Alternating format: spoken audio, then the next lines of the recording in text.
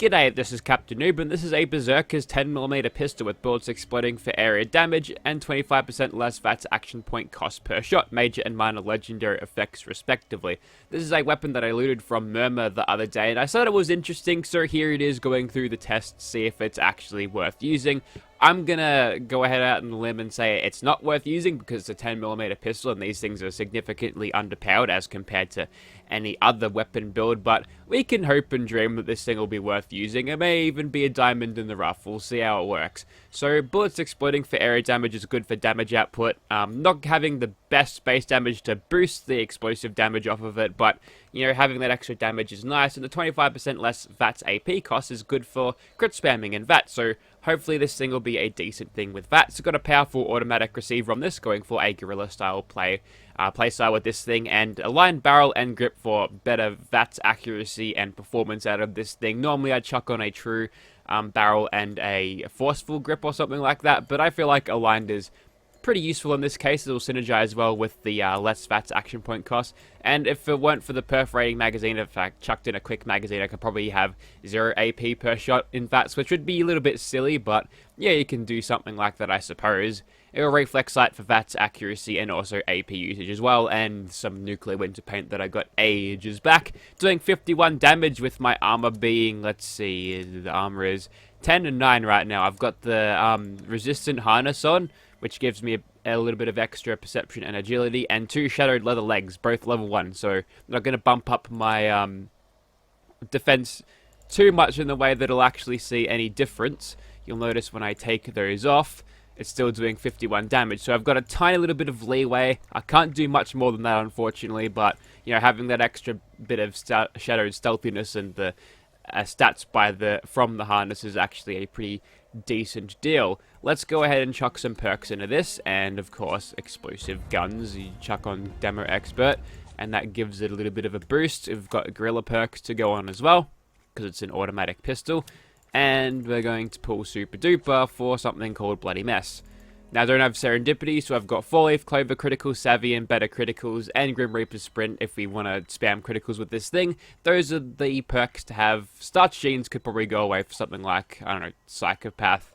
It's not a very good perk, to be honest, but yeah, I'm quite happy with what we got. And then Fireproof is there just to ignore some of that damage when we get attacked by Scorch Beast, because when we're wearing very little armor and getting screamed at by those things, they'll tear through your health bar right quick. And now we're doing 104 damage, which, you know, hitting over 110mm pistol, not terrible. Hello, this is Captainoob, and you're watching Jackass. I'm gonna attempt to kill a noxious sheep squatch with a 10mm pistol, and here's the plot twist. It's Berserkers. Okay, so far so good. Just gotta get him to mutation station. If I can just keep off over here. Oh, okay, he's mutated. Good, good. Keep on shooting. Nice throws. He's got a decent throwing arm, I'll give him that. I've crippled his head though, so I think we're good. Okay, so apparently these guys are a lot harder in the Arctos Farmer. I guess it's because they're always detecting something. Now, here's where my lack of AP regen parts really kind of screws me over. Oh, okay, so that was a lot easier than I thought it'd be. Okay, so here we are in weirdly good weather, a super mutant place, and there they are, and quickly going over the buffs again. So the armor is just the harness and the 2 leather legs, and there is my buffs. I got an extra crit damage, some more agility. Yeah, the other thing is worn off by now, but still, we'll get started on these guys. I think my first shot will just be a dummy shot, because it's the first shot in the server. You don't do any damage. I think that's just like a syncing thing. They need to synchronize when you're shooting, or I don't really know. Anyways, regardless of that, we'll just keep shooting these super mutants, and we're actually able to outpace the health regeneration there, which is good. And what did you give me? Trash, like really bad shit. That's okay. And it looks like we can about 3-shot the super mutant warlords, which is not too bad. That means we can get about 4 kills per magazine if we're efficient with our ammo. If the VATS RNG is good. Man, only 50% chance hit from there. This is why the extra VATS cost usage on it or the VATS reduction on it is so good, because you can get concentrated fire actually zeroed on the targets, because the base accuracy is quite lame on pistols. So now we're doing 147, which is pretty solid, yeah. One thing that you could argue that would make the Berserker's playstyles a lot better is using super low level armor. Say if you've got like a level 1 character, you just fill it up with script and then you do an armor run. You might pick up some chameleon, some unyielding stuff, which, you know, it makes a lot of sense, but in terms of how useful it'll be in like anything, I mean, you get no defense from it. It's much easier just to make your health low, use top tier armors and everything, and just use bloodied weapons instead. As it stands at this point, there's no real reason, and we've got a little bit of adrenal reaction, so now we're hitting for 153. But yeah, you can also break your armor if you want, and then you'll still get the effects of that without the defense of it, which is a pain in the ass, because if you decide to remove the armor, you can't put it back on until you repair it, which then you'll have to... Shut up, super mutants. You'll have to destroy it again, or have it destroyed again, which is just really tedious. And the easier way is just to make your health really low and use a bloodied weapon instead. They get all of the armor benefits out of that.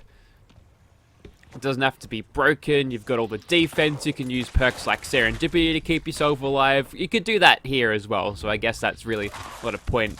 But, you know, if you've got armor that's strong enough, you might be able to survive a couple of stray shots, even at the 20% health threshold. So, ooh, that guy's got a missile launcher. That's kind of scary. Luckily, we took him out. I'm seeing about 356 on the criticals to the head, which is not too bad. I think the only thing that is going to be holding us back for this weapon is just the rate of fire. These guys are alert. 355 on the overlords. 271 there. We actually are pushing the edge of this thing's range, even over here. Man, concentrated fire. It's... Maybe I'm used to using the pistols in a playstyle with I've got other unyielding perception bonuses to make my accuracy better, but it just feels like I'm missing a whole lot more shots than I normally would. I might chalk it up just to have the... I think it's just because I'm not using as much perception as I would usually have. Ideally, I'd like to have the shielded harness. I think that would be the best. Now, if I could get someone to craft that for me. No, I need to figure out where to get those things. I'd go to the wikis, but they're not really all that worth it, full of information. And most of the time when you search where to find XYZ in Fallout 76, it takes you to a dumb Reddit post. I don't want to read some fucking post about, I've got this from here, so therefore 100% drop rates. No thanks. I'd rather figure that shit out on my own, figure out what works. But a lot of the time it's just you gotta grind the events out and it'll eventually give it to you, which is just really dumb RNG. There is a lot of dumb RNG in Fallout 76 that I don't like at all. Okay, there's just super mutants having a conversation in that back room over there. And even without the criticals at this point at 50% health, getting 170 damage, which is... It's not terrible, but I feel like... Yeah, it's... There's the super mutant who was talking. He might have a doggo with him as well. We'll see if that's... Nope, that's not the case. So I guess we'll go into the hell room now. Oh boy, it's time for crowd control with a weapon that penalized me for having armor. What could possibly go wrong, eh? Anyways, we'll get these blokes up and running. If you were to switch a little bit faster, that would be helpful, Gunfu, and perhaps target the guy that we can actually hit. Nice moonwalking tool. Just gotta kill you. There we go. Yeah, okay, so apparently these guys are a little bit less perceptive than super mutants, which, contrary to the usual, they're usually a little bit more switched on than the mutants. Probably going to see me now. Okay. So basically, we're entering final stand mode. Oh shit, I'm over capacity. Well, that was just a tactical error on my part. That's okay, I can drop the pay to intent wherever I like and just drop off the gear, so that's fine. Although, this limitation would give me an idea of how VATS efficient this thing is, in case I don't want to move. If I want to move to regenerate my AP. So that's kind of an interesting little XCOM 2 sitrep modifier. You can't regenerate AP whilst moving. That sounds like a kind of thing that would the game would force on you to change up your playstyle. God, XCOM XCOM 2 is such a good game. I wonder if I'll ever do another stream run, because that was fun. Maybe I'll do like one of those super long war mods. I don't know if that would be worth watching. There's the manager. For some reason, this thing... Okay, we're not drawing out the ghouls in the mighty packs like we usually would. Probably because I'm using it with a suppressor. So, you know, not being swarmed by hundreds of tools is probably a good idea to keep myself alive through all this. Would you just hit him? God damn. Yeah, it's screwing up my muscle memory because I expect to hit a thing at this range in VATS, but without all of my glorious perception bonuses, it's a little bit frustrating. I need to readjust my expectations of the weapon. There's another 3-star. What a piece of shit drop. That is fucking garbage. Thanks, game. Alright, I think we're done here. I'm thinking for a survivability perk, Serendipity is kind of needed on a Berserker's build as much as something like a bloodied build, but you don't have to use it at low health, so provided you can keep it in low health, you might not have to use it if you want to just use one perk in agility. Not that my agility tree is really sparing any perks that I could possibly put on it, but yeah, if you want to use Berserkers, you could probably get away with a Born Survivor perk. Alright, so these glowing enemies that I'll find here should be easier to kill. The level 40 Mirelurk Kings might be a little bit more difficult. What if we can just keep on sneaking them? I think we're kind of being carried by stealth here. Also, it helps. Glow sight helps quite a bit, but if we weren't being super stealthy at the moment, we'd be in a lot of trouble, I think. How much money? I got 10 cents for killing 5 Mirelurks. Thanks, Todd Howard. Throw the plasma grenade in. There's the queen. Let's just full auto on her face until she dies. Almost one magged her. Able to follow up with a quick reload. So, you know, if you're hidden and you've got nothing shooting at you, this thing can actually do you pretty well, but as soon as you get detected, you better start running around and jumping and making sure you don't get shot at. I think it's mainly projectile enemies that are going to kill you with a Berserker's build the most, because if you're at range, you can just shoot them when they can't punch you. So, here's my thinking about this weapon. It hasn't really performed badly at all, but it's just not great. What is happening down there? I think I ignited some oil along the water, which is setting fire. That's cool, because the oil sits on top of the water because of density stuff. But, yeah, I don't think I can recommend using a weapon like this because of the inherent problems that you'll have. See, if you're using a low damage output weapon, and even if you are using it for stealth, if you're not killing your enemies as instantaneously as that, they'll eventually figure out where you are. They'll figure out where that naughty pain is coming from, where they're getting hit, where they're getting poked at, and they'll figure it out, and they'll think, well, I better do something about this, and they'll detect you. You'll lose your stealth bonuses. They'll start attacking you, and then yeah, it'll kind of all be over, and you don't really have the damage output to shut everything down like you would with a BE. I mean, that would be a bloody explosive 10mm pistol. So yeah, I'm not entirely sold on it at all. Although I like the look of the harness. It makes her look like her granddaughter in Fallout 4, the Captain Bridget. And here's where I foresee the 10mm pistol of the Berserkers and explosive variety completely being stopped in its tracks. Usually the Scorch Beasts put a brick wall up to anything explosive because of their inherent resistances, or rather their inherent inability or ability to just kind of avoid explosive damage just because they're flying around, and I think the explosions don't really chase them around properly. So we'll get his attention. Probably going to get the blight out of this, but what can you do about it, eh? And unfortunately, even when I'm using rogue... modern day rogue... something, that shouldn't hurt me. That is hurting me. Okay. I do have fireproof on. Yes, I do. Okay, so it's going to hurt a little bit, but it's not going to be the end of the world if they yell at me.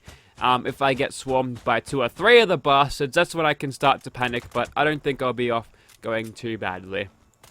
And even then, it's a level 50 Scorch Beast, so should have a decent time shooting this thing. Ooh, come on. Come on, concentrated fire, give me this. There we go. And now just gotta deal with the dumb spawns that happen. They just kind of conjure them out of nowhere. That's Skyrim magic they're using. I don't think... Could dragons conjure in Skyrim? I feel like most of the time they were using frost magic. A couple of the DLC dragons could summon skeletons, couldn't they? Alright, so if you were to switch over to the Scorch Beast, we'll get a nice little bonus of...